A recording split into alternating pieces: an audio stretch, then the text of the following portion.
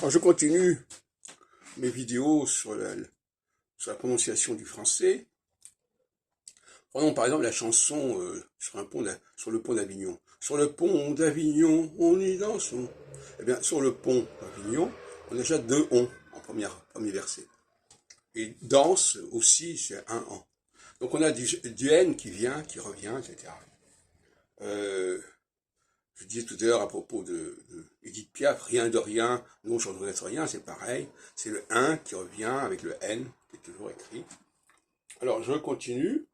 Je note que, par exemple, qu'un certain nombre d'hommes politiques ont des noms en on, à commencer par Macron, mais aussi Mélenchon. Et puis avant, il y avait Pompidou. Et puis, il y avait aussi, dans le an, François Mitterrand. Alors, le an de François et le an de Mitterrand, comme François Hollande, le en. Et on retrouve ça évidemment dans maman. Hein, c'est pas mama, c'est maman, justement.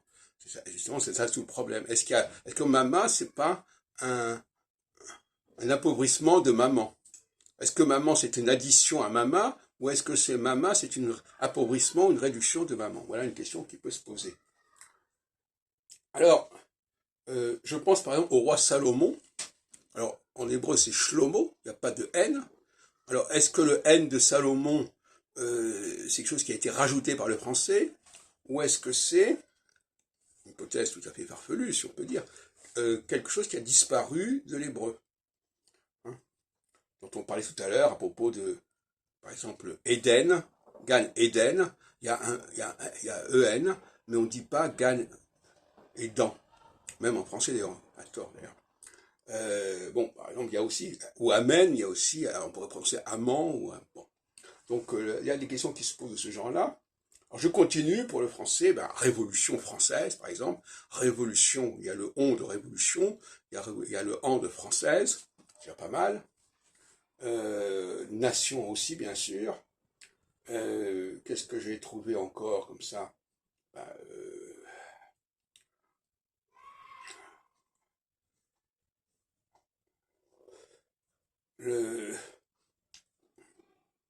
Par exemple, le fameux cogito cartésien, je pense, donc je suis. Donc il y a le je en de pense et le on de onc. Donc, c'est quand même beaucoup. Donc ça, c'est très français aussi.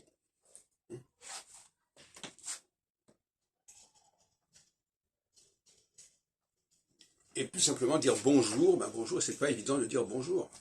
Parce que ça pose deux problèmes, permet de faire une transition. Le prononciation de on et le fait que le OU en français se dit ou, alors que ça ne se dit jamais ou dans d'autres langues. Sauf en anglais, on a le you qui est calqué sur le ou français. Parce que normalement, les Anglais n'ont pas à prononcer le OU ou. C'est une formulation française. Ils pourraient le prononcer autrement.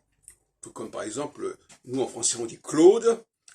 Bon, dans les autres langues, ils vont dire Claudio, Claudia, etc. Bon.